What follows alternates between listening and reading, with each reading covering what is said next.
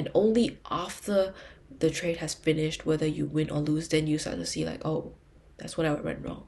Basically, your brain will just gaslight you, and the brain will manipulate you into thinking that you're right, even though you're not right. Hi guys, so welcome to this trade recap. We'll be going through these 2 trades on NQ and on EU. So let's start on EU first. Actually 3 trades, but let's start on EU first. Well, the trade is somewhere within this candle. So this is today. The trade was just yesterday, so it's in this candle. I'm not even going to be too worried about the daily because we've just been sort of consolidating this past week. Not really consolidating, it was kind of like a bearish trend, but it was also really choppy this week just because we didn't really have much high impact news. We did have red folder news, but it was definitely not that high impact at all, so didn't really achieve much this week. So going down to the 4 hour, what we can see is that we were within this range right here, this top and this bottom, and we can't break past this low, but we also can't break past that high. So on the 4 hour, we're really neither very bullish or bearish, but with the most recent leg, it's definitely bearish. So we got this down candle up, we got a 4 hour fair value gap right here, we respected it, and then we continued down.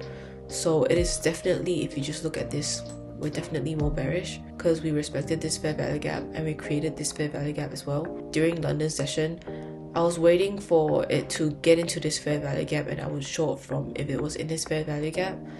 That was sort of my thought process because it was like here, right? So we were still here around 2 a.m. to 5, so around here. So I was waiting for it to get into here. So as you guys can see, it didn't really play out the way that I wanted. So what happened was we have this 4 hour fair value gap right here, and during London session we didn't really tap into that.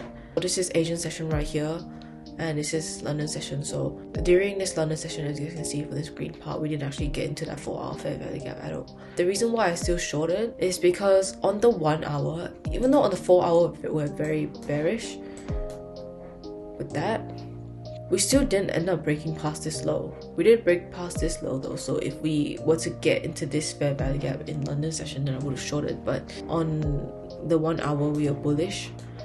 We closed above this high, so on the 1 hour we're actually bullish. We have this 1 hour fair value gap right here, we have this 4 hour fair value gap right here as well. So initially the plan was to just go up here and short it all the way down to this sell side liquidity right here. Since it didn't get into that, I started becoming more bullish because it means we want to retrace into this before going up, right? So if we want to retrace into this first before going into that, I felt like it's more of a bullish sign. If we were to just go straight up into that and ignore this, then I feel like we'll push past this because we'll have liquidity from this 4 hour fair value gap to go down. But with this, that means we're rebalancing this first before pushing back up. Now going down to the 5 minute, because this is now my draw, that 1 hour fair value gap, because we didn't get that 4 hour fair value gap tap. My higher time frame for this first trade was just this sweep of liquidity. The trade was taken at 3 a.m. New York time, and both for the 1 a.m. and 2 a.m. candles, we didn't close above this high. So we got this liquidity sweep right here. So that was my higher time frame. On the 1 hour, you can see we swept liquidity right here. So that was my higher time frame, like, variable. In terms of my entry model, I want to be a bit more particular about this one because I don't want to just enter off a 5 minute because this higher time frame is not the best. So we got this draw on liquidity right here being the 1 hour fair value gap. So this is definitely a retracement trade, not a reversal and not a continuation, because now I am bullish. This is that 5 minute fair value gap right there. We tapped into that, didn't fully respect it, that's why I didn't enter as well. I was still monitoring it, but we did end up respecting that high. Really choppy action here, so my entry model was just that 5 minute, and then after that 5 minute we got a 1 minute fair value gap and I entered off that 5 minute fair value gap right here. We got that push, so I entered there for 1 to 2, so stopped above that high and then targeting that 1 hour fair value gap. Now for the next trade, my higher time frame, obviously because my bias is bullish, right? So my higher time frame is just that 1 hour fair value gap right here. My draw on liquidity is that 4 hour fair value gap. My entry model is a 5 minute fair value gap. So after this 5 minute fair value gap was created, so for this I entered here. It might have been a breaker, even though My usual entry model is definitely not a breaker, but maybe I entered here because of that breaker.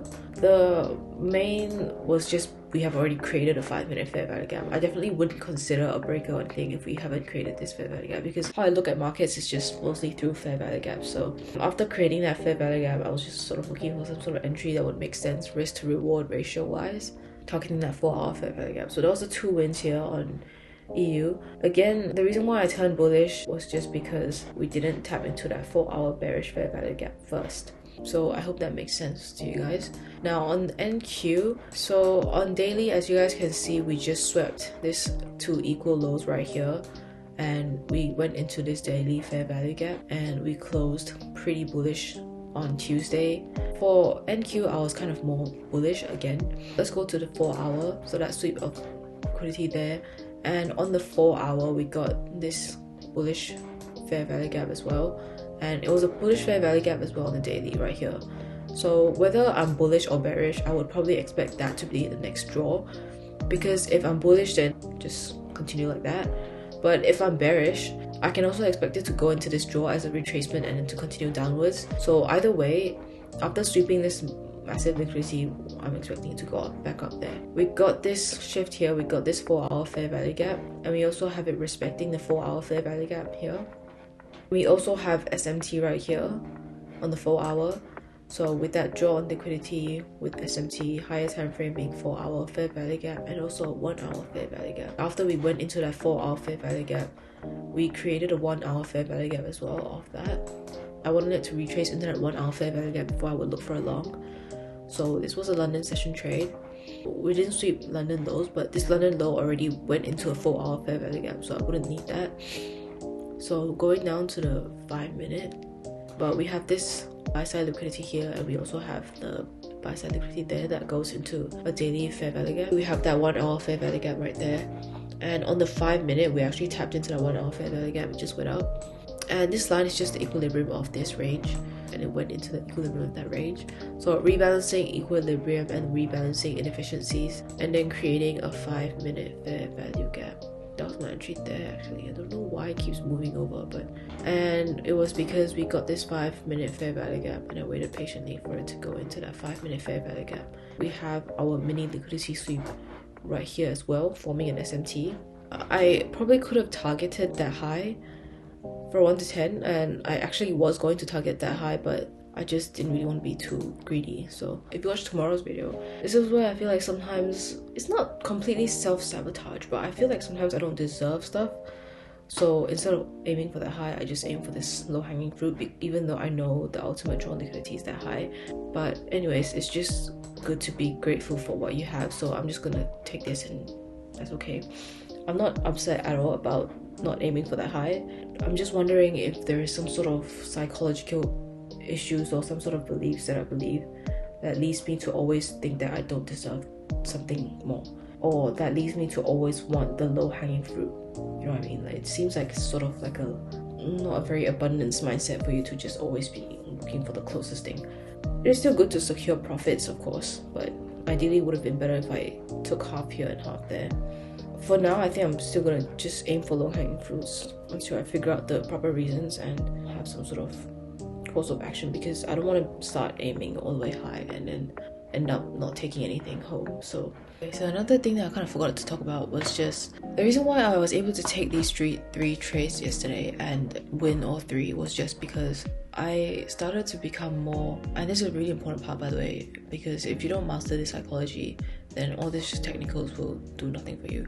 So one thing that I really wanted to say was just thinking in probabilities. Basically, if you watch tomorrow's video, you'll see about my other trades this week, and I had some losses this week. Instead of letting those losses get to me, I have this mindset of they're just statistics. Just because I have had 2-3 losses in a row doesn't mean that my strategy is no longer working. So if you have that mindset, then it will help you to be more clearer during the market, because literally if you don't have that mindset, and if you keep thinking that a loss means that your strategy might be wrong, or a loss means that you might not be in the best, then it's going to cause your brain to manipulate information, and you'll just start to see confluences for bullish trades when you're bearish, or confluences for bearish trades when you're bullish, and your brain will just start giving you all these like mixed signals, and you just wouldn't know what to do.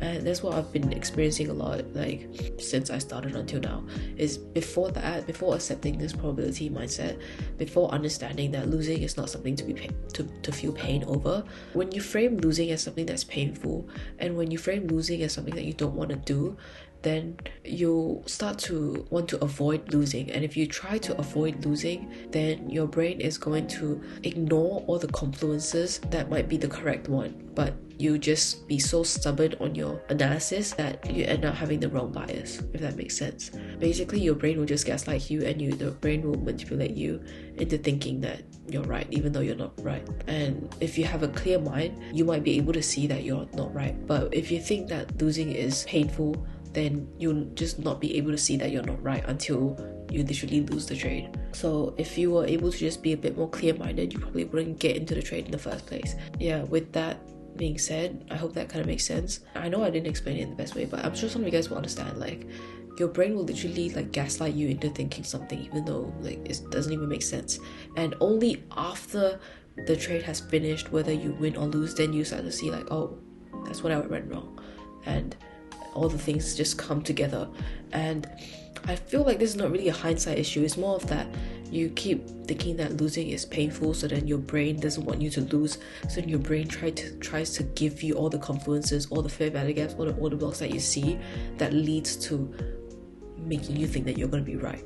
In order to get rid of that, you just have to stop looking at losing as a painful thing. It's just part of the process. It's not painful to lose money, because over the long run, you're going to make money anyways.